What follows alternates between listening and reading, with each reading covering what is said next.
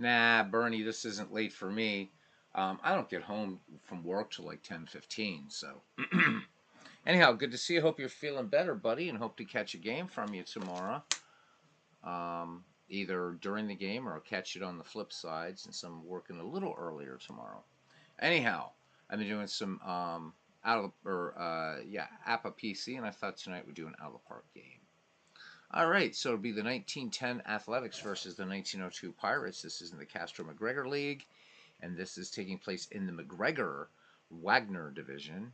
The 19th, so these are dead ball teams. The 1910 Athletics are 29-30, and on the road they're 9-20. They'll be facing the first place 1902 Pittsburgh Pirates. They are 36 wins, 23 losses, and at home they are 19-9. We have a good matchup here for the Athletics. Eddie Plank will take the hill, and he will be opposed by Jack Cheesebro. So two Hall of Famers locking up here, Jack Cheesebro and Gettysburg Eddie Plank. So here we go. Probably next week. Yeah, I had that cold that wouldn't quit either, Bernie. It's a pain in the arse. All right, here we go. Let's get to Exposition Park. So the home of the Pirates before Forbes Field opened in 1909. So above, and we're going to do wide low and see what this looks like. There we go. All right, for the visiting 1910 Philadelphia A's, Rube Oldring, Frank Baker, Danny Murphy, Eddie Collins, Jack Barry, Shoeless Joe Jackson, Ira Thomas, Heine Heitmuller, love saying that name, and Eddie Plank. And for the 1902 Pittsburgh Pirates, Lefty Davis, Tommy Leach, and Fred Clark, Hannes Wagner, Ginger Beaumont, Jimmy Burke, Kitty Bransfield, Jack O'Connor, and Jack Cheesebro. And we're ready to get out to the ballpark. Bernie says he's playing, just not in the mood to talk for an hour. Oh, I get it. I totally get that, Bernie. Believe me, I get it. All right, so here we are at Exposition Park. Rube Oldring will lead it off for the 1910 Philadelphia Athletics, hitting .255, 19 runs batted in, 3 home runs. Jack Cheesebro will finish his warm-up pitches, and we will take a little flight around Exposition Park in Pittsburgh, Pennsylvania. This is on the North Shore, where Three Rivers and PNC Park, where Forbes was out in the Oakland section. And Oldring swings on the first pitch, high fly ball into right field that will nestle nicely into the glove of Lefty Davis, who's calling off Ginger Beaumont. So 1 up, 1 down, and that will bring up home run Baker, hitting .282, 17 home runs, including a round tripper. The lefty stands in. Cheesebro has the sign from catcher Jack O'Connor. Here's the wind and the 2-2 pitch to Baker. And Baker swings, hard grounder to Wagner, takes it on the hop, fires on to first to Kitty Bransfield for out number 2. So 2 up, 2 down for Philadelphia. And again, I always forget to change some of these modern players. The game will default to modern player photos. So hopefully we'll remember to do Danny Murphy at some point.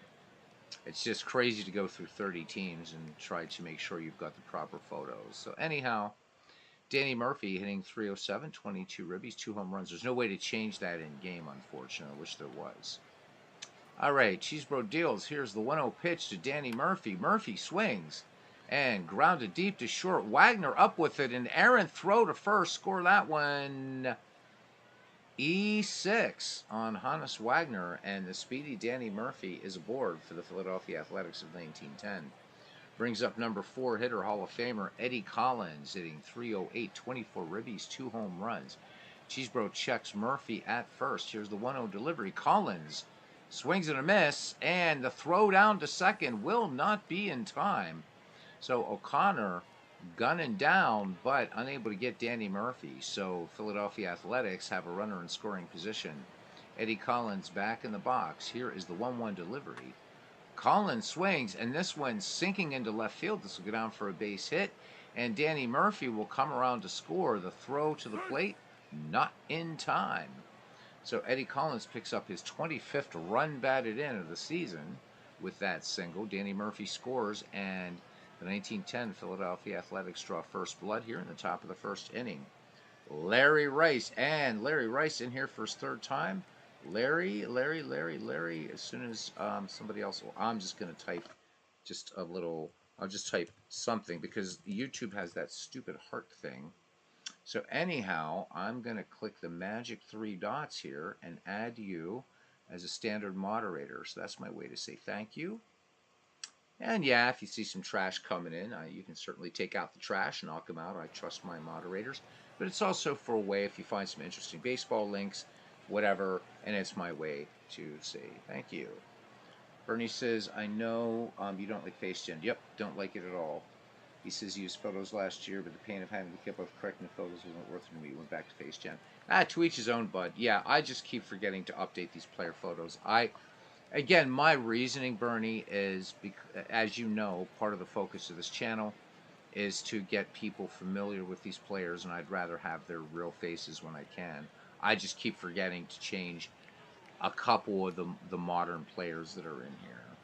But, you are, Larry Rice giving me a tip of the derby, and you are most welcome and most deserving. All right, here's Blackjack Berry now stepping to the plate. The speedy Eddie Collins, who stole a lot of bases, 734, I believe, in his career, without checking, is on first. 1 run in for the Philadelphia Athletics of 1910. Blackjack Berry, the shortstop, hitting .292 with 31 ribbies, 2 home runs. Cheesebro ready to deal. And Eddie Collins goes, and O'Connor up and gunning, but they are not going to get the speedy Eddie Collins. 28th steal of the season for Collins, and he is in scoring position. Cheesebro looking for that elusive third out. Jack Berry back in the box. The count even at 2-2. Berry swing and a miss. Fastball coming in there now from Cheesebro, but the Philadelphia Athletics pick up a run on 1 hit, 1 error, and a runner left in scoring position. We go to the bottom of the first. The 1910 Athletics won, and the 1902 Pittsburgh Pirates coming to bat. This 1902 Pirates team was beyond dominant. Second place, Brooklyn, not even close. The Pirates ran away with this. One of the most dominant teams in the dead ball era, and indeed of all baseball. So it's a little easier to keep the photos accurate in Action PC. That's true. It's also the way photos are done in this are a little bit different when you're picking up photos. But again, I like to, I want to see what, I want people to see what a lot of these guys look like. And FaceGen had Hannes Wagner wearing a goatee, and it's like, no, he never wore facial hair. And I saw a couple others that it's great for more modern players.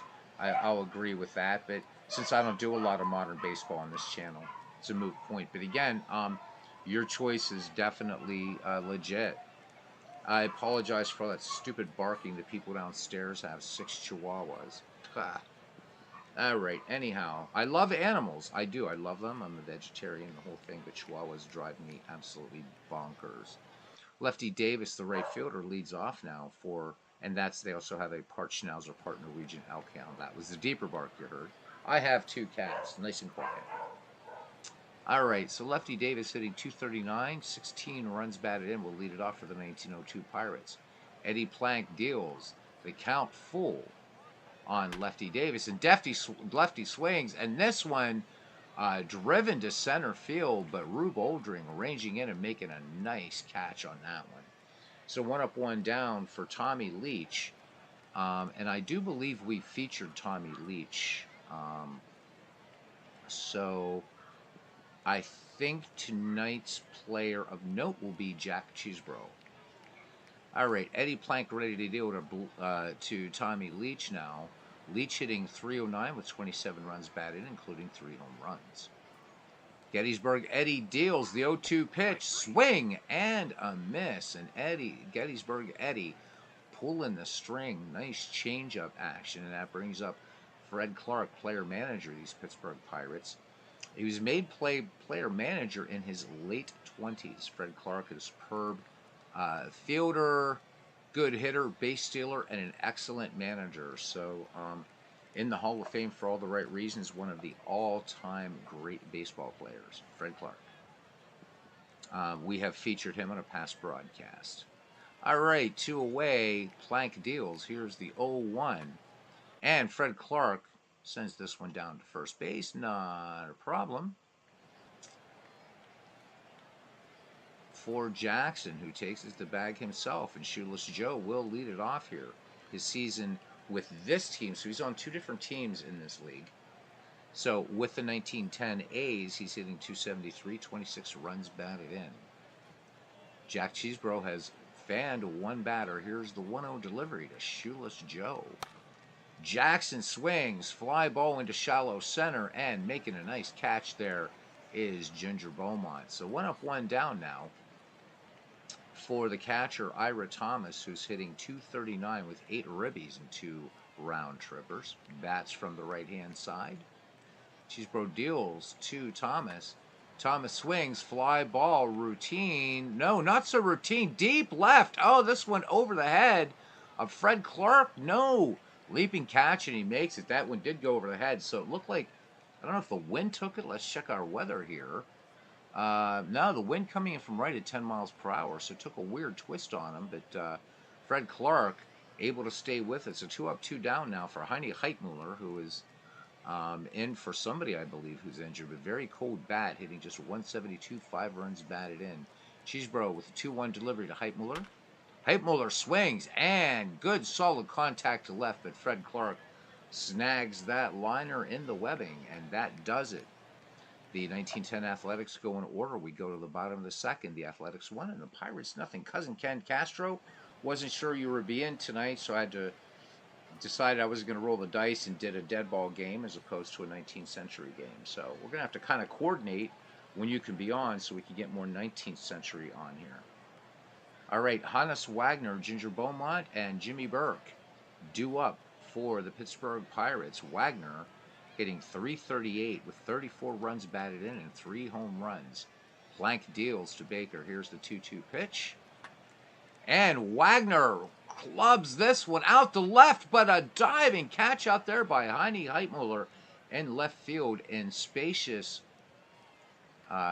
Exposition Park. Let's have a look at that one again. Heitmuller doesn't make that play. Wagner triples easily. All right, instead, it's just a very loud out, and here comes Ginger Beaumont, the center fielder for the Pirates, 1902 Pirates, hitting .270 with 20 runs batted in. Plank deals, the 2-1 pitch. Beaumont swings, fly ball, ranging out toward right center, and ranging to his left is Rube Oldring, calling off Danny Murphy for out number 2.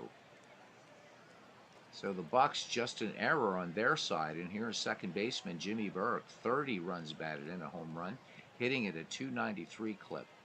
Bucks looking to try to tie it up. The base is empty for Jimmy Burke as Eddie Plank into the 0-2, the windup and the pitch. Burke swings, and this one, a little fly ball out to right field, and Danny Murphy makes the catch. The Bucks go in order when we head to the top of the 3rd inning at Exposition Park.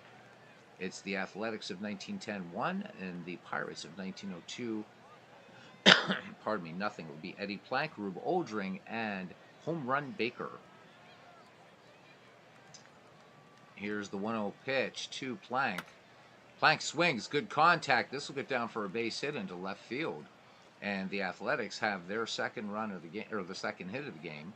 Plank making the wide turn at first, but he will hold decent speed. We're back at the top of the order now for the center fielder, Rube Oldring, who is 0 for 1. Philadelphia with 2 hits off of Cheesebro thus far.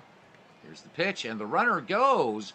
Eddie Plank is going to have himself a stolen base as Jack O'Connor drops the ball. So Plank in scoring position.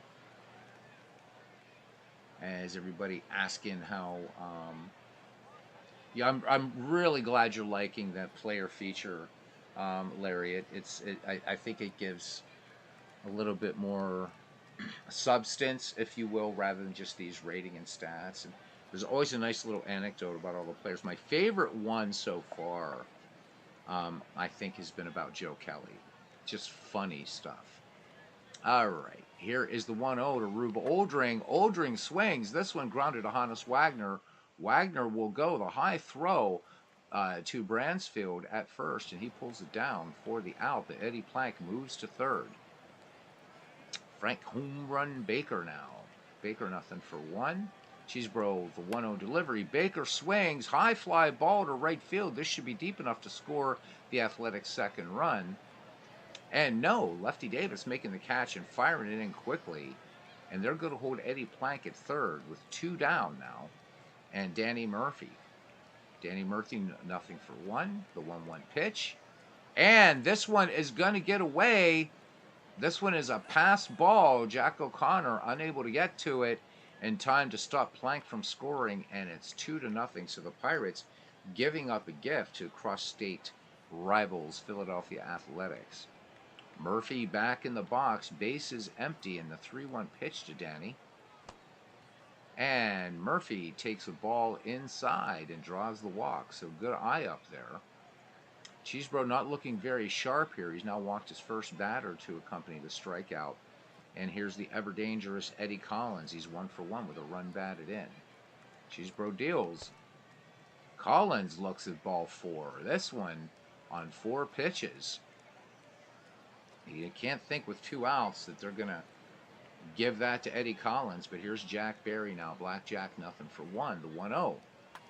Berry swings, high fly ball to center field, and ranging over to his right, making the catch, is Ginger Beaumont. So the Philadelphia Athletics pick up a run, and they strand 2. We go to the bottom of the 3rd inning.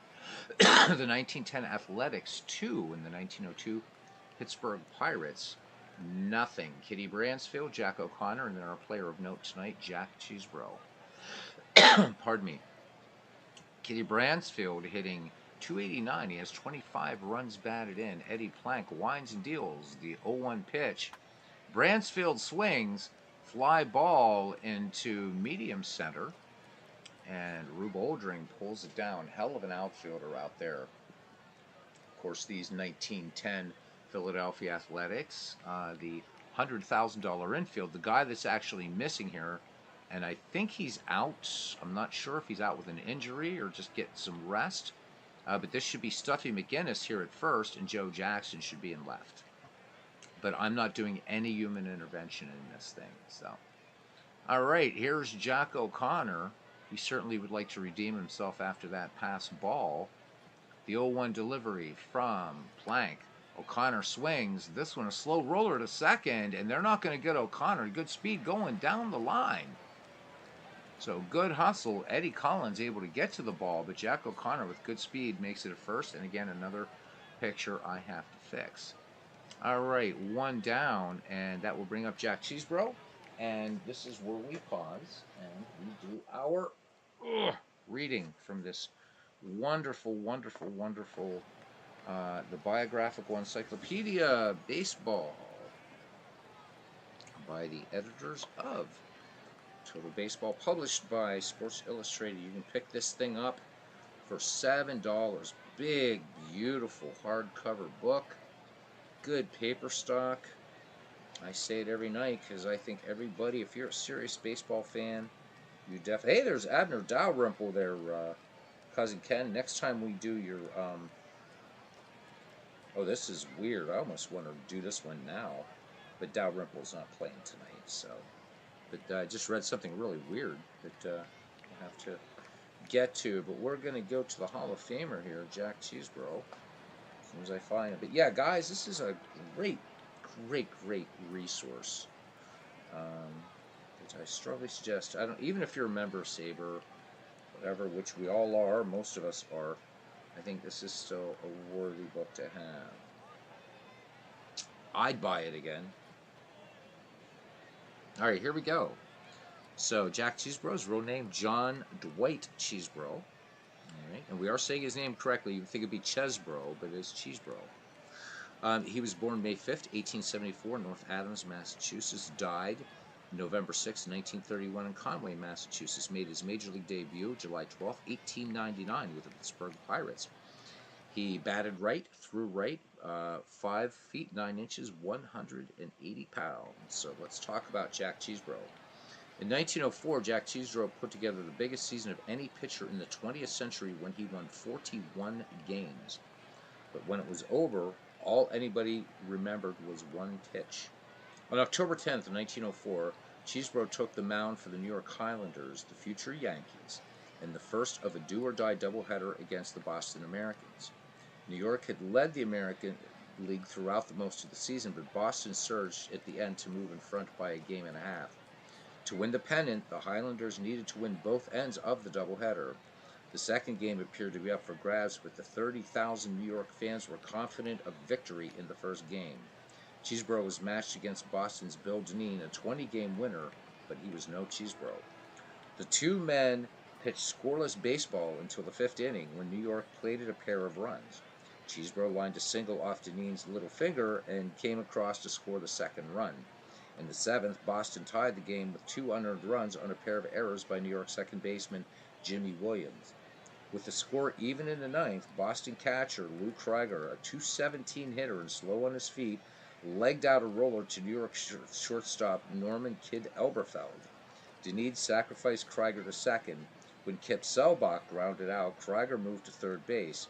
Freddie Perrin, a dangerous .296 hitter, stepped to the plate. Cheesebro worked the count to 1-2 strikes. Then the spitball soared out of his hand and over the head of catcher Red Kleinow, allowing Krieger to trot in with the go-ahead run. New York failed to score in the bottom of the inning, so the pennant went to the Boston Americans. New York came back to win the nightcap 1-0 in 10 innings, but it meant nothing. Cheesebro's pleasant disposition won him the nickname Happy Jack. While he worked as an attendant at the State Mental Hospital in Middletown, New York, and pitched for the hospital team. In 1895, he turned pro with Albany of the New York State League. For the first few years, he appeared jinxed as leagues folded around him. The Atlantic League finally remained in operation long enough for Cheesebro to post a couple of good seasons with Richmond and attract some attention. When Pittsburgh brought him up in the middle of 1899, he went a disappointing 6-9. That winter, the Louisville and Pittsburgh franchises would be merged as part of the National League reorganization, with Louisville owner Barney Dreyfuss taking over the Pirates. Dreyfuss wanted to bring his better players, such as Hannes Wagner, Fred Clark, Deacon Felipe, and Rube Waddell, to Pittsburgh. But other owners wanted a shot at the Louisville ball players and complained. So just before the merger, Dreyfuss traded Wagner and his other Louisville stars to Pittsburgh for Cheesebro and 5 other players no one cared about. When the merger became official, there were no players of value left on the Louisville roster. Cheesebro was back in Pittsburgh without ever having left it. He became a useful pitcher in 1900, finishing 15-13, and improved even more in 1901, going 21-10 and leading the league with a .677 winning percentage and 6 shutouts. He began throwing a spitball in 1902, and the new pitch helped him post a league-high 28 wins. His .824 winning percentage and 8 shutouts were also league bests. Cheesebro was a full-fledged star on a team full of stars. With players such as Wagner, Clark, Ginger Beaumont, and Tommy Leach behind him, he had it easy. The Pirates hardly worked up a sweat to win pennants in 1901 and in 1902. The American League proclaimed itself a major league in 1901 and tried to prove it by luring some of the better players away from the National League. The new league's money was attractive, and Jack Cheesebro was one of the many players who jumped. He signed with New York and won 20 games for the third straight season in 1903. His spitball was getting better, and the stocky Cheesebro, only 5'9", but weighing 180 pounds, was proven to be durable as well as talented. In 1904, he completed 48 of 51 starts and pitched in relief in another 4 games. In 454 2/3 innings, he allowed only 338 hits.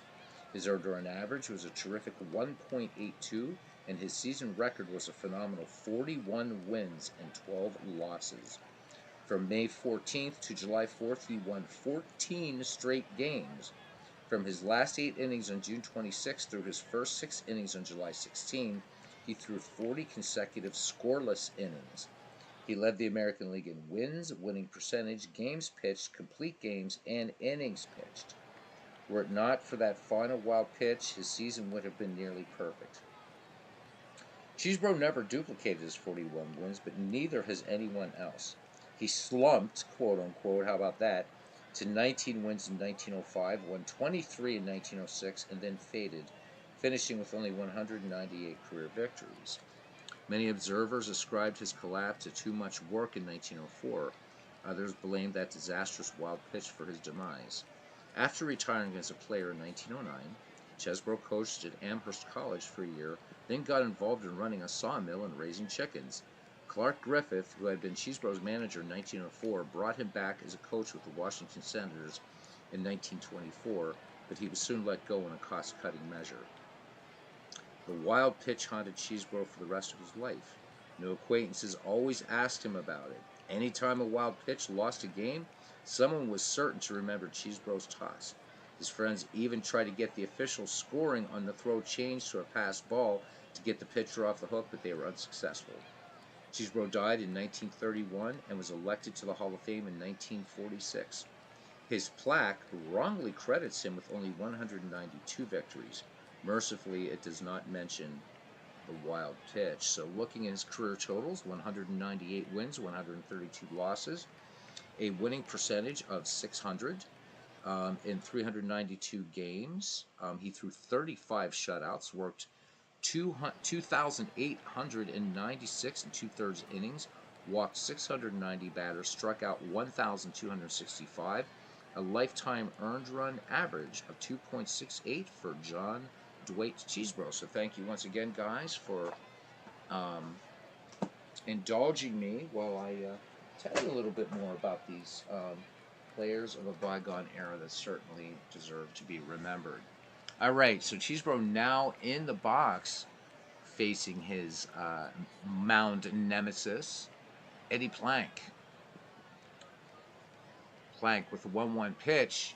And Chesbro gets a nice bunt down the third base line. The runner was in motion at the same time. So Chesbro getting the sacrifice done. And Jack O'Connor will move to second. So the Bucks looking to cut it in half here, but Lefty Davis has a chore ahead of him. 2 down. Davis 0-for-1 in the contest. Lined out to Oldring his last time up, and a liner to center. And he's going to line out to Oldring once again. No runs, 1 hit, no errors. A runner left in scoring position for the Pittsburgh Pirates. We go to the top of the 4th, the 1902 Bucks, behind the 1910 Athletics, 2-0. Thank you, Cousin Ken. All right. So, Shootless Joe Jackson, 0-for-1, will lead it off here. Chesbro with the 2-2, rewind in the pitch. And Jackson swings. This one just a routine grounder to second base. And Jimmy Burke up with that. He will throw to Kitty Bransfield for the 4-3 textbook put out. So 1 away now for the catcher, Ira Thomas, who is 0-for-1. The 1-0 delivery. Thomas swings, and this one down the line to right for extra bases. This one's going to rattle around in the corner. Thomas is going to have 2, if not 3. Thomas going all the way to third, and enough room here in huge Exposition Park. So that's a triple, his 4th 3-bagger of the season, and Philadelphia threatening with potential run number 3 just 90 feet away, and it brings up Heini Heitmuller, who is 0-for-1. Chesbro from the stretch in the 1-1 to Heitmuller. Heitmuller swings it. I mean, he drills this out to left center, way back, and it's off the wall, and that will be an RBI. Will it be a triple? Will it be an inside the park home run? The head first slide, and Heitmuller will settle for the RBI triple, and the 1910 Athletics, 1 game below 500, are now leading the first place 1902 Pittsburgh Pirates 3-0 here in the top of the 4th inning. All right, that brings up Eddie Plank. Plank 1-for-1, and Plank has a stolen base in this game. Infield playing in, trying to cut off Heitmuller at third. Here's the 0-1 delivery from Chesbro. And Eddie Plank sends this one out to left center field, ranging back of the ball, making the catch is Ginger Beaumont. Strong throw back on the infield will force Mr. Heitmuller to stay at base station number 3. Back at the top of the order now for the center fielder, Rube Oldring, making some nice plays out there for the Mac men, but nothing for 2 with the stick. Chesbro from the stretch, and the pitch to Oldring. Oldring, first pitch swinging, Easy grounder to third, and that one up with it. Tommy Leach on to Kitty Bransfield at first. However, another run scores thanks to the RBI triple by the Philadelphia Athletics. We head to the home half of the fourth inning here in Exposition Park, Pittsburgh, PA. The 1910 Athletics 3 and the 1902 Pirates nothing. All right. You know our family here in this chat at full strength, Bernie. Damn right. Damn right we do. All right. Tommy Leach, Fred Clark, and Hannes Wagner are the heart of the order for the Pittsburgh Pirates. And should one of them get on, it'll be Ginger Beaumont. So, tough Pirate team. But right now, getting a bit of comeuppance here from Connie Mack's 1910ers, who would win that World Series against the hapless Cubs. Here's the delivery to Tommy Leach. Leach swings in the first pitch, and this one sent out to deep center field, and Leach is going. I had trouble following that ball. Leach will have a head first slide and a leadoff triple. Can't believe I lost sight of that ball. Let's have a look at that one again. Leach got his money worth on this. Money's worth 101.9 miles per hour. Way back there and damn almost out of here. So bouncing off the Fatima cigarette sign, Rube Oldring getting the ball in, and Tommy's going to settle for the three-bagger. So the Bucks now with a golden opportunity to get on the board. And there is Clinton Parks, saw him. I was just passing through the ID gesture. Nice to see him doing some baseball. Of course, again, 21st century baseball. But good to see Jester doing some baseball. I have to tell him hello sometime. He's doing well. He's good full head of hair again, which is nice to see. All right, here's Fred Clark. Tommy Leach on at third. And the player-manager left fielder for the Bucks is nothing for one. Here's the 0-1 pitch to Clark. Clark swings. This one a slow roller to short. And the only play will be to first. Blackjack Berry will fire on to Shoeless Joe Jackson for the 6-3 putout. But a run scores, and the Bucks now down just 3-1. Here's Hannes Wagner. Wagner nothing for one. Wagner a hot bat of late, but 0 for 1. Still early goings here. Here's the delivery. Wagner showing bunt on the first pitch, and he misses. The count 2-1 now on Wagner. Wagner swings, and he will ground it to his opposite number at short, and Blackjack Berry pulls in that big old largemouth bass and sends it on to the boat of Joe Jackson. So 2 down, bases empty for the center fielder, Ginger Beaumont, nothing for one. The wind and the delivery to Beaumont. Beaumont swings, and this one, fly ball that's going to stay up there. No, it is not. It was misjudged out there by Rube Oldring. Looked like a routine play, and Ginger Beaumont not too sure of himself there. What a weird play. Is going to stay at second base. So look at that one again. It looked like Oldring might have misjudged this ball a little bit. Let's have a look. Oldring coming in. Yep. Oldring was coming in that ball too quickly, and it gets over his head. Tried to make the leaping grab. So Beaumont holding second, and it brings up Jimmy Burke. No relation to the gangster, I don't think, of course, known as Jimmy Conway in Goodfellas, but his real name was Jimmy Burke, Jimmy the Gent. All right, here we go. The 0-1 delivery to Jimmy Burke. Burke swings, high fly ball center field. Rube Oldring is not going to misjudge this one. He will glove it for out number 3. The Bucks do pick up a run. They strand a runner in scoring position. We go to the top of the 5th inning. The Athletics 3 and the Pirates 1. Todd B coming in here with those clown faces. I believe they are. I see that. Yeah, 2 clowns just came in. Oh my God. Yep. He really smoked that. Get it. Hit the cigarette side. Never mind. Hello, folks. Todd is here all week. Do try the bill of fare. We'll put it that way. Home run Baker, Danny Murphy, and Eddie Collin. Hail, the gang's all here. Jack Cheeseborough with 2 walks and a strikeout, the 2-2 pitch. And Baker, a little blooper, and that's going to get down. A little Texas League action over first base. So Baker picking up the Athletics' 5th hit of the game, and it brings up Danny Murphy. And here's the pitch.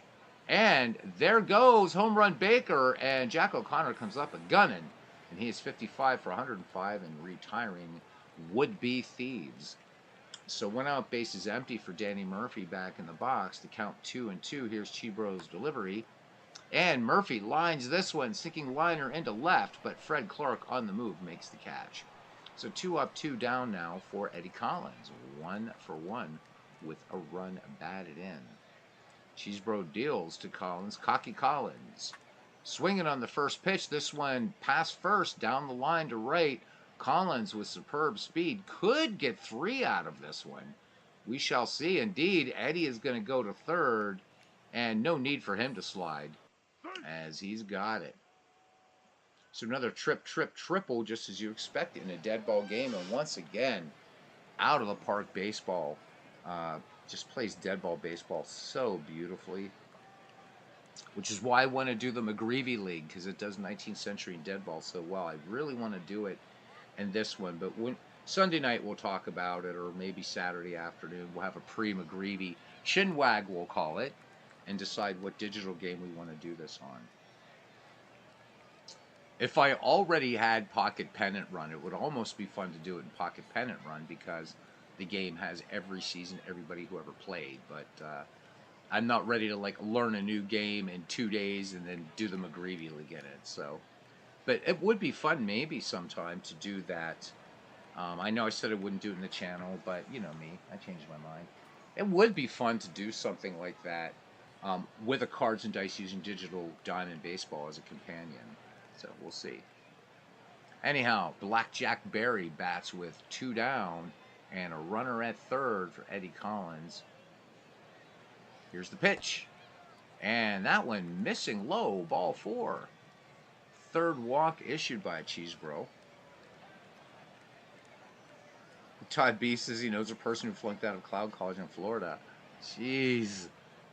How the hell do you flunk out of Clown College? God knows.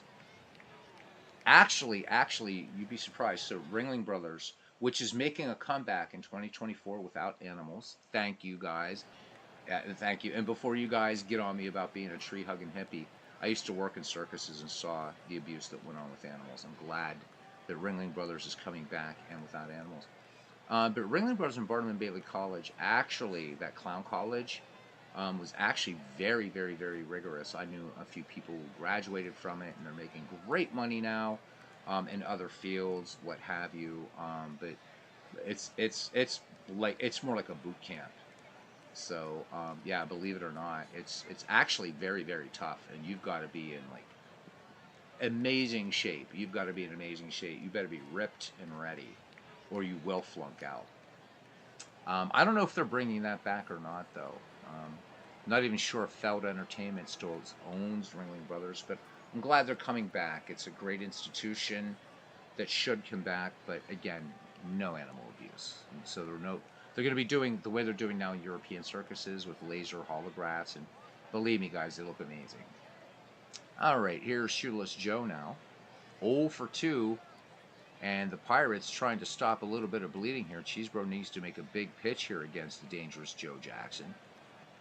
The 3-2. Jackson, big swing and a miss. And Cheesebro coming through clutch just when he needed to. No runs, 2 hits, no errors. 2 left at the corners. Bottom of the 5th we go. And it's the Athletics 3, the Pirates 1. So no change. The Buccos getting 1 run in the 4th. Philadelphia scoring 1 in the 1st. 1 in the 3rd, and 1 in the 4th.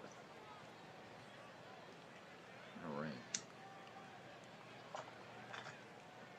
Did you guys ever see the movie The Terrifier? Could you imagine The Terrifier in a circus? Dude is like way worse than Pennywise. So check them out. Terrifier 2. They're disturbing movies. They're kind of disturbing. All right, Kitty Bransfield, Jack O'Connor, and Jack Cheesebro, the bottom of the Pittsburgh order. Eddie Plank has struck out just 1 batter, looking for his first win of the year. And Bransfield sends this one high to center field and semi-deep, but making the catch is Rube Oldring, the place where singles, doubles, triples go to die. All right, Jack O'Connor. O'Connor has one of the Buccos' 3 hits. The 3-2 pitch to Jack.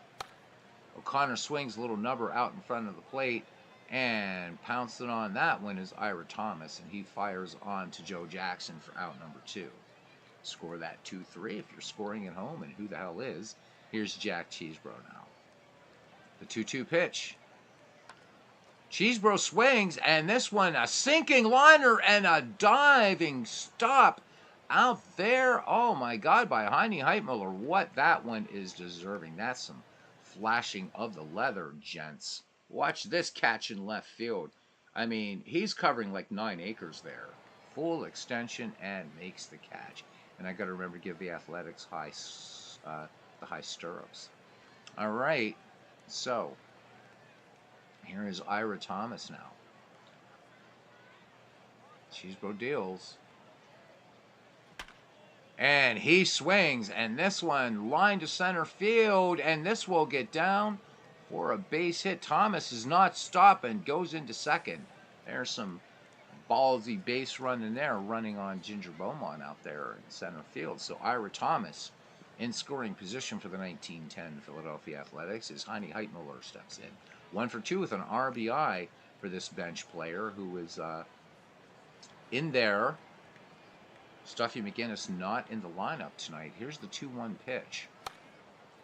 And he had a run-scoring triple last time. This one just grounded to third. Tommy Leach on to Kitty Bransfield for the 5-3 putout. So 1 down, Thomas at second for Eddie Plank. And Plank, good day at the plate. 1 for 2 and the stolen base. Can't beat that, huh? And Plank hits this one out to center field, measuring it up and pulling it down is Ginger Beaumont. So 2 up, 2 down, or 2 down, I should say, and Ira Thomas remains in scoring position in second, back at the top of the order for Philadelphia. And Rube Oldring, a favorite player of Lower Slower Board Gamer, a.k.a. Chris Delaware, who I miss very, very much. Got to find his channel and go see what he's up to when he's doing baseball. So Cheesebro has walked 3, struck out 2, so not terribly sharp, and still down 2 runs here in the 6th. And Oldring on the 0-2 pitch swings. This one grounded deep to short, but Wagner with a hard peg to first. And that does it. The Athletics strand a runner in scoring position. We go to the bottom of the 6th here. And it is still 3-1 in favor of Philadelphia. Back at the top of the order now for the 1902 Pirates, Lefty Davis, Tommy Leach, and Fred Clark. Eddie Plank with the 1-2, the windup.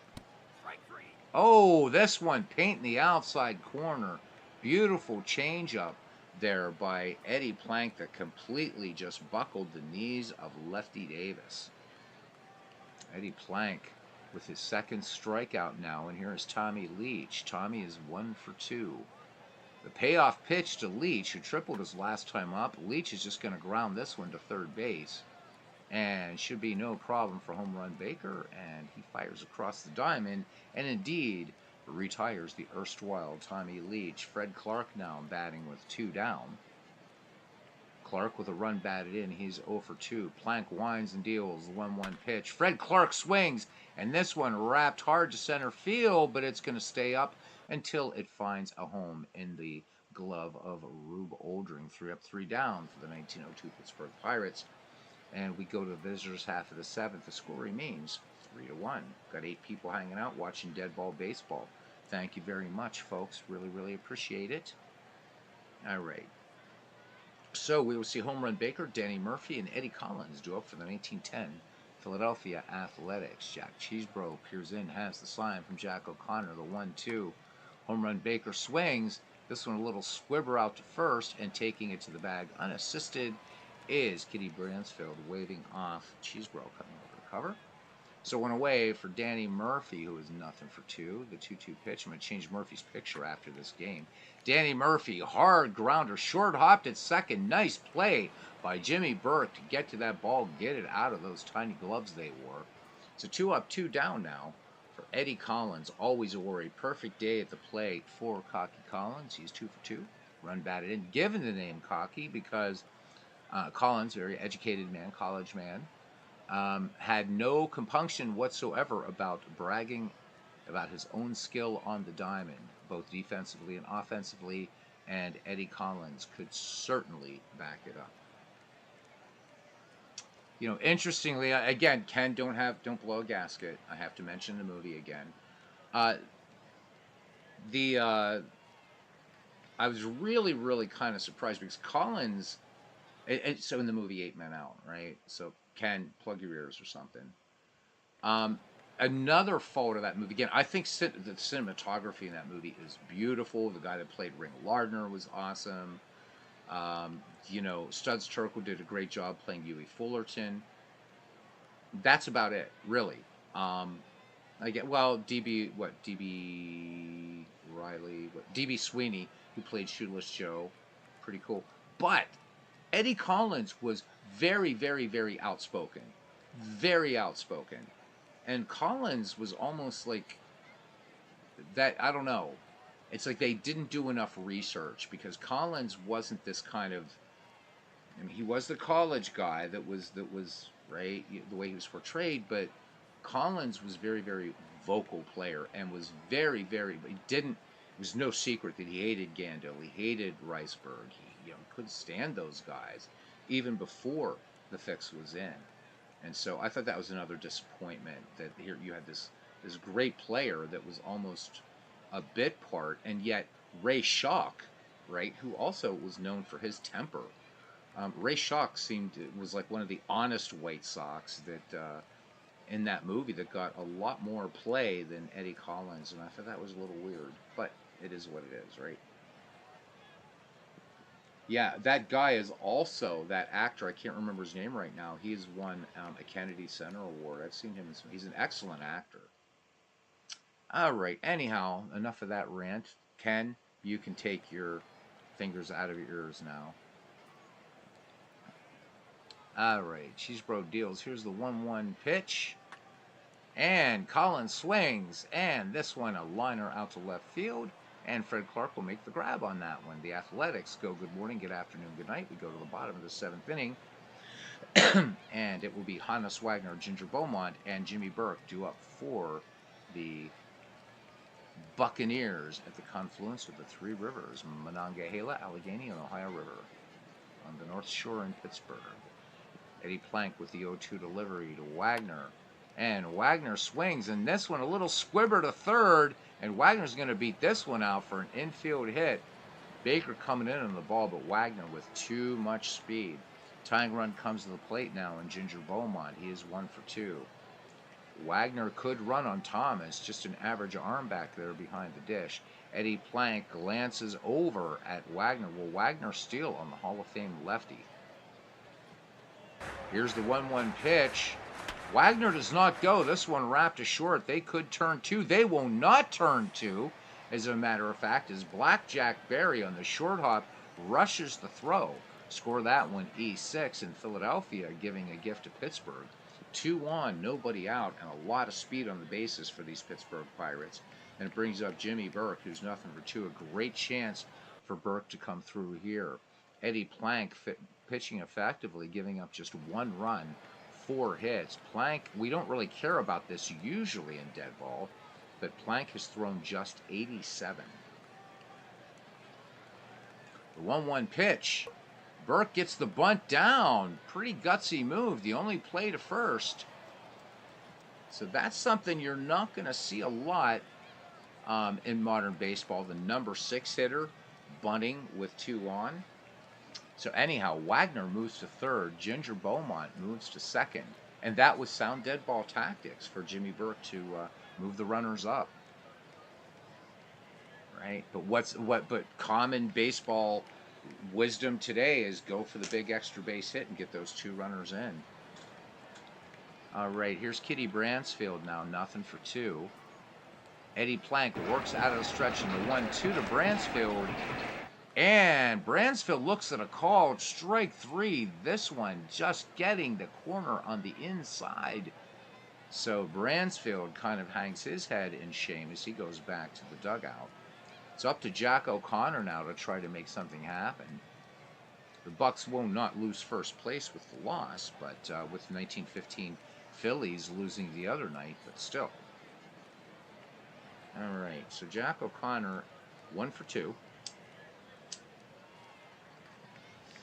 Cousin Ken says his adoration for Eddie Collins waned when he became aware of a certain incident in Boston following a pair of iconic ball players who was essentially denied inclusion into the Major League Baseball. Well, again, it doesn't excuse it. Tris Speaker wasn't exactly the nicest guy in the world. Although, interestingly enough, Tris Speaker, once a reputed or alleged member of the Ku Klux Klan, ended up marrying a nice Irish Catholic girl. But yeah, Speaker openly hated Catholics. And of course, the problem on that team was Bill Kerrigan was a devout Catholic, and Kerrigan and Speaker hated each other. So, but yeah, Collins. But again, it's sort of like it's a lot of these guys. While that was a bad thing, certainly, Cousin Ken, I agree with you. There's no denying the greatness of Eddie Collins in terms of a ball player. I mean, Steve Carlton wasn't the nicest guy in the world, but I'm not going to knock him as a pitcher. But yeah, I get where you're coming from. And then you get the guy on third, Hannes Wagner, who was apparently so amazing, not only to rookies, but when told about Pop Lloyd. And Pop Lloyd was, of course, called the Black Hannes Wagner. Wagner said he was honored by the comparison. So, good guys, bad guys. Clinton Park says what they don't tell you is the other reporter who worked. Oh, yeah, it was Christy Mathewson. And that's the other thing the movie got wrong. Sorry, Ken, plug your ears again. So, the other thing that movie got wrong, and the reason I like the movie is because it looks deadball. They did a beautiful job of that. But right, so Fullerton and Ring Lardner didn't sit near one another, and neither did Christy Mathewson. They sat apart, and at the end of the game, and you see in the movie where Fullerton and Ring Lardner are circling suspect plays on their scorecards. Well, Christy Mathewson was part of that, of course, having returned from the First World War, already dying from inhaling gas during a training exercise. But they compared everything after the game, and you're not going to outsmart people like Fullerton, Lardner, and Mathewson, certainly, as history showed. And that was a huge omission in that movie, Clinton. I think it's they should have had somebody, just a cameo, a Big Six. I mean, come on. But the movie's done; it's in the can, and nobody else is going to ever make another movie about the Black Sox. All right, here's Jack O'Connor now. Ken Castro says he wonders how many pennants the outfield of Williams and the other two aforementioned players would have brought Boston. And also, to Boston's shame, the last team to integrate in baseball. Yeah, you wonder, how about, yeah, I mean, how about it? It's, and not all the clubs were, it wasn't just the Boston Red Sox, although it took them a long, again, the last team to integrate. So, but Pie Traynor was managed the Pirates in the 30s, and the Pirates were still a good team in the 30s, still competitive, always seemed, having to deal with the Chicago Cubs. Anyhow, I believe it was Cumberland Posey who had sent, it was Cumberland Posey in the Negro Leagues, who sent a list of players to Pie Traynor, including Josh Gibson and Satchel Paige, and saying, if you give these guys a chance, and Pie Traynor never answered. The Pirates never answered, so I don't know whether that's on Traynor or that's on Barney Dreyfuss. But had the Pirates taken on Satch and Josh Gibson, Pittsburgh was a hotbed, one of the hotbeds of Negro League Baseball. Who knows how many pennants the Pirates would have had having old Satch and Josh Gibson. Yeah. The other thing about Boston, and Clinton Parks, Speaker and Cobb retired very mysteriously at the same time. Yeah. And in fact, if you read Tales from the Deadball Era, an excellent book, it kind of gets into the whole Speaker Ty Cobb thing because they were going to go public. And so Ban Johnson was like, just kind of retire, guys. Because Ban Johnson knew, right? It's like, okay, these guys, Joe Jackson was a big enough hit on the game, but God, Tris Speaker and Ty Cobb, because it was, I forget who it was. It wasn't that they were going to go public about some things, but there was another player, Clinton, and I can't remember his name, but he had a lot of dirt. And I think it was a Red Sox player. Had a lot of dirt on both Speaker and Cobb. And so, Van Johnson was like, maybe you ought to just leave. And Landis, maybe you ought to just go. So, yeah, there's a lot. I think there's a lot about the 1919 scandal that we're never going to know. It's never going to come to light. I mean, look at the guy who orchestrated it. Yeah, of course, he got his ass blown off in a poker game, I believe, in 1926. Arnold Rothstein. So, there you go. The 2-2 pitch to Jack O'Connor. O'Connor swings, high fly ball. Center field going back on this ball, way back.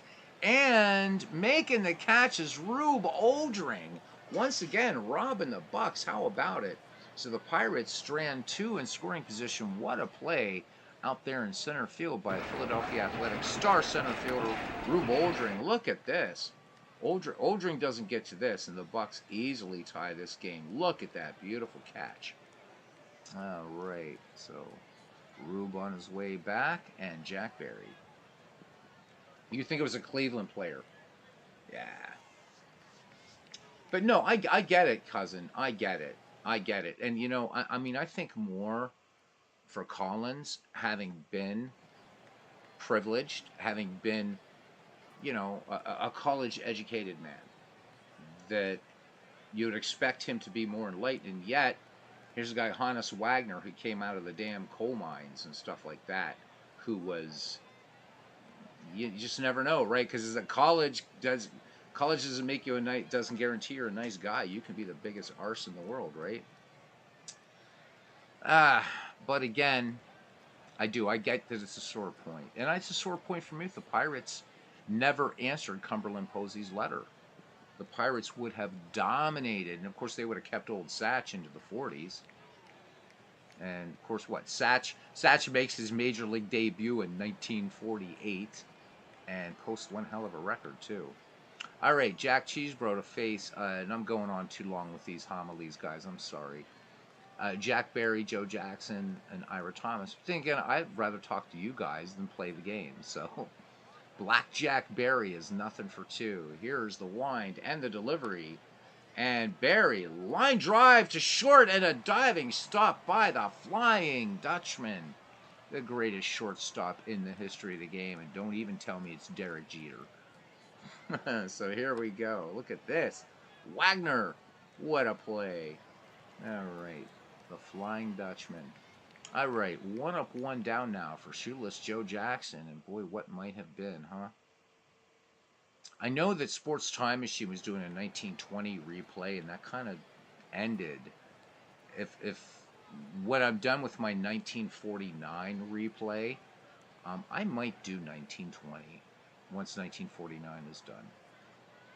Here's the 3-2 pitch now to shoeless Joe. Struck out his last time up. And this time, just a little pop-up on the shallow outfield grass. And that will be Wagner's ball. So it's the Hannes Wagner show here in the top of the 8th. Ira Thomas now. Let's see if Wagner can get a trifecta in this inning. Thomas 2 for 3. The 1-0 delivery coming in from Cheesebro to Thomas. Thomas swings. This one grounded to Hannes Wagner, who was up with it and fires on to Kitty Bransfield. So it's all Hannes Wagner in the 8th. We go to the bottom of the 8th, time running out for the Pittsburgh Pirates, down 3-1 for the 1910 Athletics, 3-7-1 for the 1902 Pirates, 1-4-1. The Buccos blowing a big opportunity last inning. All right. Here in the bottom of the 7th, the Pirates will send up Cheesebro, Davis, and Leach. Jack 0 for 1, our player of note tonight. The 1-2 pitch. Cheesebro swings. This one's not going to get down into shallow center, except into the glove of Danny Murphy. So 1 away, back at the top of the order, and we have a pinch hitter, Claude Ritchie. Claude Ritchie, a very, very important part of these early Pirate teams. Pirates probably the first, not probably, they were like the really kind of the first baseball dynasty, and the Cubs and Giants come along shortly after in that same decade. Claude Ritchie hitting .294 in the season with 6 runs batted in, so he's 15 for 51 overall. Seeing limited play time, but good asset off the bench for Fred Clark. Here's the 1-0 delivery to Claude Ritchie. And Ritchie hitting only .133 as a pinch hitter, about to prove it, as the ball one hops to Blackjack Berry and makes the easy out. So 2 down now for Tommy Leach, the third baseman. Leach 1 for 3, and he's hitting .310 as of this at bat. The full count to Leach. And he cuts on this one, and this one drilled deep, deep, deep to right center. And this one is going to be off the wall. Tommy is going for 3, and he's going to stop. So a lot of triples in this game. All right, so Leach is tying the McGregor League regular season game record for triples with 2. So 2 triples in one game. Tommy Leach now tied in that lead. All right, can Fred Clark get a run home here? Tommy Leach just 90 feet away. Eddie Plank has fan 3, has yet to walk a batter. Fred Clark with an RBI is nothing for 3. Plank staring down Fred Clark. Fred Clark, however, is unfazed by Gettysburg Eddie. The 0-1. And Clark swings. Will this get down for a base hit in center field? It will, down in front of Rube Oldring. And Fred Clark picks up the RBI single, and the Bucks now within 1. It's 3-2. And here comes Hannes Wagner. And you don't want to do something like a hit. This is a great hit and run combo here with Wagner and Fred Clark, but not with 2 outs. Maybe cousin Ken Castro might try that, but I wouldn't be crazy enough. Anyhow, Plank deals the full count.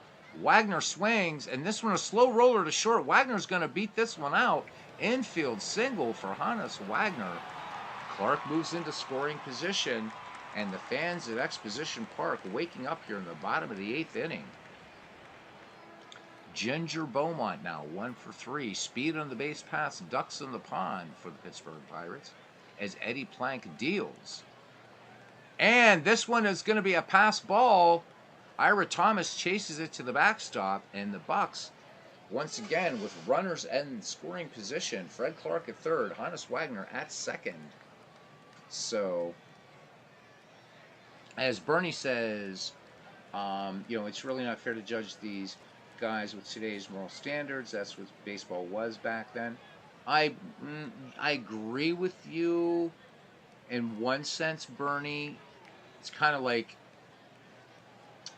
people judging Vlad the Impaler as like this evil guy, but he actually did a lot of good for the people of Valaki. He was a very learned man, but he's very cruel, but maybe not as cruel as some of the other rulers of his time. So I do see that. That said, though, racism is racism. And we did fight a war over it. So I do agree with you that, I mean, come on, at this time, the Negro League, well, in fact, when these two teams are playing, there isn't really any official Negro Leagues yet, but they're already playing, and I do get it. It's a sad mark in baseball history. And you move forward some years, 1936, Jesse Owens completely shows Adolf here. You talk about master race, hold my beer, pal. So yeah, I do get where you're coming from, Bernie. I don't entirely disagree at all. But again, I don't know. So I try to stay with the athleticism at least, but yeah. I mean, Ty Cobb, even though there's been a lot of, trying to rehabilitate, Ty Cobb was still kind of a nasty dude.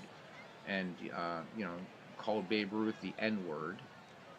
He wasn't much of a fan of Babe Ruth. I think he was kind of maybe a little jealous of Ruth. No reason to be, but there you go. We could have a whole talk on racism in baseball. And in fact, you could do a PhD. You could do your doctoral degree on racism, not only in baseball, in sports, in professional sports. All right. I think, baseball most visible because it was the national pastime. I know other sports had integrated, and baseball as it was played in Canada and whatever. Jackie Robinson, when the Royals, the the Montreal Royals won the championship in 1946, the minor league championship, and he was being chased by all these people, and he said it was probably the first time a black man was chased by a bunch of white people out of love. So, a little nice. All right. It might be a fun talk some night if we can, you know, I think it would be a really good one. So yeah, so Bernie, yeah, I know you're not saying it was right, Bernie. I'm not misunderstanding you, my friend. And he says Tom Yawkey was one of the worst races in baseball. Yes, yes, he was. This is biased of judging the behavior of historical people through the standards of today, in my humble opinion, says Cousin Ken. And I think you're right. Yeah, I mean, you're right. No, Bernie, I am not. Bernie, I would not, considering your faith, too. I mean, and come on, no, I would not think of you a racist at all. I wasn't misunderstanding you. It's just it's a tough subject, but one I think that is worth discussion. It really is. Yeah. All right. So the Pirates earlier in the game had two in scoring position, squandered that opportunity. Had plated one here in the bottom of the eighth. Can they show here why they're in first place in a very tough Wagner division? Let's see. Here's the 1-0. And this one swung on, sinking down, and that will get down in front of Rube Oldring, and two will score. So Oldring, after robbing a few from the Buccos, two come in. Ginger Beaumont with a 2 RBI single, and the 1902 Pirates jump into the lead here in the bottom of the eighth. It is 4-3. All right, so there is some joy here in the Steel City as Jimmy Burke steps in now. Nothing for two for Jimmy. Ginger Beaumont out at second. Eddie Plank with a 3-1 pitch to Jimmy Burke. Bunted his last time up. Burke's going to fly out to Rube Oldring this time, though. Oldring makes the catch, and that ends the inning. However, 3 runs by the Bucks on 4 hits, no errors, and a runner left in scoring position. We head to the top of the 9th inning, and Jack Cheeseborough will try to take home the win here. The Buccos leading 4-3, picking up 3 runs here in the bottom of the 8th. And Stuffy McGinnis will come in to pinch hit, so he is the other member of the $100,000 infield, and I need to find out why McGinnis isn't getting more playing time. McGinnis hitting .286 with 10 runs batted in. So it'll be Stuffy McGinnis, Eddie Plank, and Rube Oldring due up for the 1910 Philadelphia Athletics. Jack Cheeseborough with the 1-2 delivery to Stuffy McGinnis, and called strike 3, fastball, and that one going right down the heart of the plate. Cheeseborough not messing around. You can look at that pitch location right there. Cheeseborough says, here it is, hit it. All right, we have a pinch hitter now, Maury Rath. And of course, we did our trivia question about Maury Rath the other night. And for anybody who wasn't around to see it, Maury Rath, a member of the 1919 Cincinnati Reds, was arranged by Rothstein, had sent the signal that if the fix was on, Eddie Seacott would hit the leadoff Cincinnati runner, who happened to be Maury Rath. Rath hitting .333 in the season. He's just 7 for 21, so seeing some limited playing time here. 3 runs batted in. Cheeseborough has fanned 3 and walked 3. The left-handed Maury Rath waits for the delivery, the 1-0 from Jack Cheeseborough. Rath swings. This one popped in foul ground on the third base side, measuring it up and bringing it down and making the catch is Jack O'Connor. So 2 away now. And we're back at the top of the order. Rube Oldring, who has converted a few doubles and triples into outs. It's up to him now to see what he could do here for Philadelphia, but 0 for 4 at the dish. Cheeseborough with the 2-0 delivery to Rube Oldring. Oldring swings and drills this one up the middle for a base hit. And that will be hit number 8 for the Philadelphia Athletics. The tying run is aboard now for Home Run Baker. Baker 1 for 4. Oldring is the tying run. Cheeseboro comes home with it. Here's the 1-1 pitch. Baker swings. This should be your ball game. Taking it to the bag himself is Kitty Bransfield. And the Pittsburgh Pirates come back and defeat the 1910 Philadelphia Athletics 4-3. Let's look at our game recap and then some standings. So Pittsburgh starter Jack Cheeseboro had a strong outing against the 1910 Philadelphia Athletics at Exposition Park. The right-hander was a big part of the team's 4-3 win. Cheeseboro got the win, improving to 13-6. He allowed 8 hits and walked 3 over 9 innings. Cheeseboro allowed 3 runs. The 11th place Athletics have lost 7 consecutive games. So had Ginger Beaumont not delivered a key base hit in the bottom of the 8th, the outcome might have been different. Instead, with 2 down and runners on second and third, Beaumont hit a 2-run single. That made the score 4-3 in favor of the Pirates. The Pirates improved to 37 wins and 23 losses. The Philadelphia Athletics fall to 29 wins, 31 losses. Your player of the game is Jack Cheeseboro. Eddie Plank takes the loss. He goes to 0-1, 8 innings pitched, 8 hits, 4 runs, all earned, 3 strikeouts, a 4.32 earned run average. Jack Cheeseboro goes the distance. 3 runs, only 1 run was earned, walked 3, struck out 3. So let's leave this game. And do we have anything else to finish up here on this day? No, we do not. How about it? So all games played on the 10th of June, 1900. Let's review and finish today. And let's review and let's not play. Let us look at standings and a few other things before we get out of here. So things starting to loosen up a little bit on the Wagner-McGregor side of things, but we'll get to that in a minute. First, we do the 19th century. So this is the Castro-Radbourne division.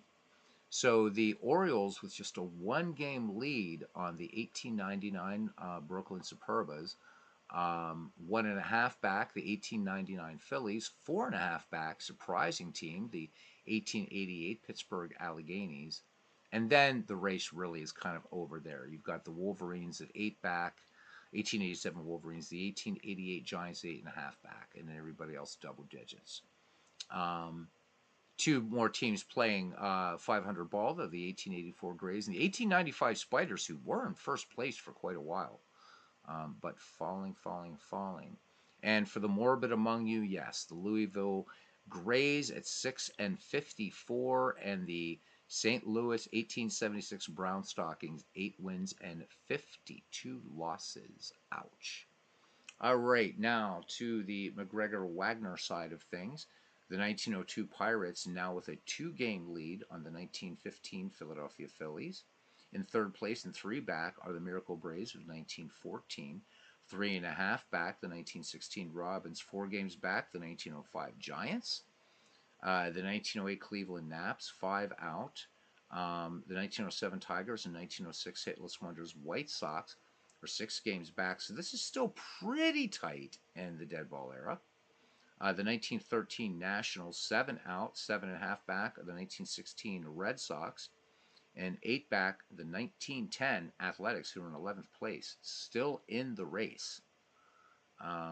But they're below 500, as are the Red Sox. So it's going to be pretty crazy to see how this one shakes out. Good 3-team race over there in the 19th century in the dead ball era. At least 9 teams in the running still. So there we go. Yeah, there will be playoffs. There will definitely, we can do some playoffs in this. Not a problem. I'll set them up. Whoever does it, we'll figure out a playoff for this thing, how we want to do it. I don't want to do a wild card thing, but we can definitely do playoffs. We can definitely do that. But we are about halfway through the season. Magic number for the Pirates is 39, and for the Orioles it's 40. So we're over halfway. This is not a 154 game season, And Ken and I decided that because of the 19th century teams, that would have put them at a terrible disadvantage. We thought the 1875 Red Stockings were going to trounce everybody. They're at 500. But the big surprise for me has been the Cleveland Spiders. Strong team. And again, people mistake and think the Spiders were a terrible franchise for their whole existence, and that is simply not the truth. They were always in contention until they were raided in 1899 just to try to make some money, to try to stay afloat. But they had a very, very good ball club in the 1890s, as Cousin Ken will attest. All right, guys. So let's have a quick look here at league news, see if anything has popped up. And here we go. We got the weekly power rankings. I don't know how many. See how many is this going to give us? So here are the current power rankings. So this is putting them all together. So the Superbas are first, the 1894 Orioles second, the 1899 Phillies.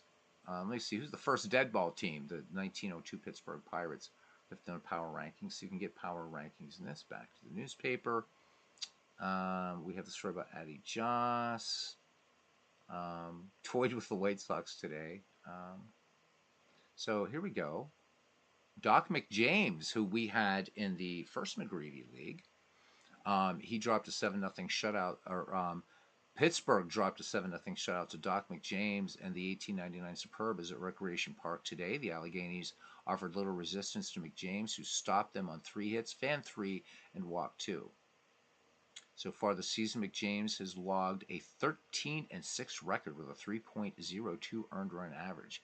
He has started 20 games, hurled 166 2/3 innings, and registered 48 strikeouts and 64 walks. The consecutive hit streak continues, Cousin Ken. So center fielder Paul Hines keeps on racking up hits every time he plays. His hitting streak now stands at 20 games after collecting 2 hits at Messer Street grounds. The Grays took the 5-4 victory, and I think we saw that one, the 1894 Orioles. So there we go. Quick look at our league leaders, and then we will definitely get out of here. All right. So this time we're going to look at the dead ball era. And not a lot has changed. Gavy Kravitz, the man with the power. Let's see who's hot, and let's see who has some streaks going right now. Really quickly. So Joe Connolly and Max Flack each have 16-game hitting streaks. Let's see. What else do we have here? Scoring streak here. Charlie Hickman has scored in 8 straight games. Pretty nice. As far as starting pitching winning streaks, Dick Rudolph and Deacon White, or Doc White, I'm sorry, have won 8 straight games. Pretty nice. Joe Connolly has been on base for 37 games. Hannes Wagner in 9 at-bats. So he's leading in consecutive hits in 9 at-bats. Fun stuff. Fun stuff. Grays ranked 12th in power rankings. Yes, they are. Who's hot? Who's cold? Let's see. Hot hitters. Huey Jennings, Fielder Jones, Dan McGann, John Clapp, Tom Burns, Cal McVeigh, Ed Roush, Chief Zimmer, Fred Dunlap, Donlin. This is a long list. We're not going to go through them. Cold hitters right now. Charlie Deal, Oscar Doogie, Les Mann. Hot pitchers right now. Cal McVeigh, George Davis, Bill James, Dick Rudolph, Lefty Tyler. And again, guys, these are long lists, so you can scroll all through these and stuff like this. Batting leaders, who's leading in pitching. There we go. And again, just to remind you guys before we go, I want to show you one more thing. Let me save this. So if you're using an all-time greats league, this is something super cool about Out of the Park Baseball. And I'll bring up this Myths League that I've been doing. Okay, this is nice.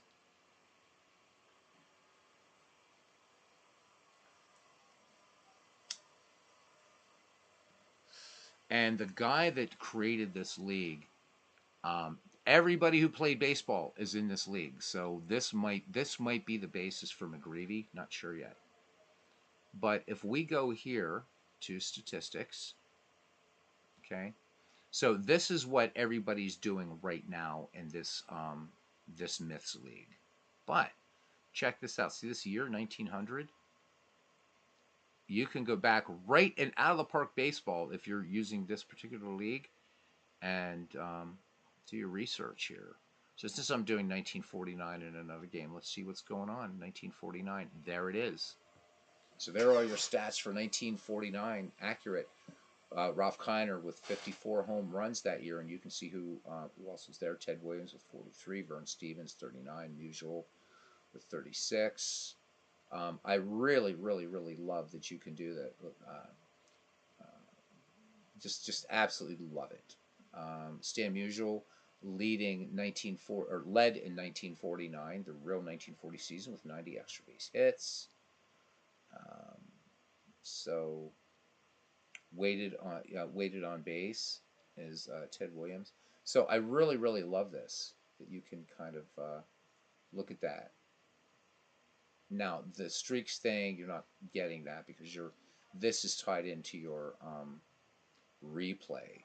All right, that's why there's nothing on hot and colds. But just looking at batting leaders and stuff like that as we go to, let's pick another one. Cousin Ken. Let's pick 1980. There's Mike Schmidt, 48 home runs. So you do largely have a very pretty kind of baseball reference in this game. So Ken says he'd love to play a bats game at Out of the Park Baseball. Ken, if I can make some time and I could create bats for you in Out of the Park if you'd like, and it's going to take a little while to do it because Out of the Park's not the easiest to do it with, but I might be able to create it from this league since everybody's in here. Everybody's in here. So let's go back to the time we like, Cousin Ken. And let's go back to 1884. And there they are. There's Ned Williamson with 27 home runs. Dave Orr, 112 runs batted in. My man, King Kelly, with a 421 on-base percentage. Also led the league that year with a 354 average. So this is why I'm kind of like, I want to do McGreevy in this. But I've got to figure out how to extract these players up to and including 1919. And we could get some 1870s players as we can in Baseball for Windows, as we can in old-time baseball. So we'll see. Show you how I could do it. Maybe just a few teams for series or two. Okay, I can do that. I will definitely do a tutorial on how to import players into Out of the Park Baseball. It's a bit of typing, but I'm going to find a database that I have that actually has everything you need. It's basically going to be copy-pasting into a text file. So I'll show you how to do it. It's not as easy to do as Action PC Baseball, but it's certainly easy. Action PC Baseball, it's a breeze. So I could make one for you for Action PC Baseball, dude, probably like in an hour or so while we're talking baseball here on the channel. I could recreate bats in Action PC and send that to you as well. Right. But you also have Action PC, don't you? I mean, I'll do them both. I mean, why not have them both? You have both games. I think you have Action PC Baseball and dismissed it. But I think you have it. Okay, I thought you did have it. All right. Oh, no, it's Diamond Mind you have. Diamond Mind. Do you want it in Diamond Mind as well? It's easy to do in Diamond Mind. Super easy to do in Diamond Mind. Or have you done that? Wait for Ken to answer here. So I don't mind doing it. I love looking at the stats and stuff. So that's the kind of projects. I love making homebrews for people. So love it, love it, love it.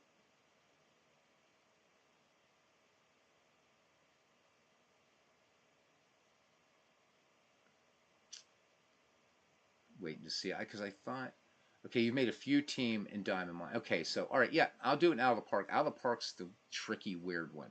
I'll show you how to do it. Not tonight, but I'll definitely show you how to do it. All right, guys. Thanks for showing up. Hopefully, Ken, I'll know we can figure out next time because I really really want to do a 19th century game. Um, I want to save this. I don't know why I'm saving it, but I'm saving it. All right, my thanks to the heart and soul of this channel, Cousin Ken Castro, to Bernie Strom, get well, Bernie. Looking for some baseball from you. To the Professor Clinton Parks, he says Blue Ridge but didn't start until 1915. Must have been somebody pro 1914. Okay. Thank you, Clinton. Always good to have your scholarship. Todd B was in here tonight, clowning around. Literally, we had all three of them here tonight. Larry Rice, thank you for coming in. You're probably long gone by now, but thank you for coming in. Bernie Strom was the first one tonight at Exposition Park. All right, guys, that is it. Till next time, see you around the batting cage and have fun. And get them fills. Holy shit, come on. Leading 2 games to 1. All right, guys, good night.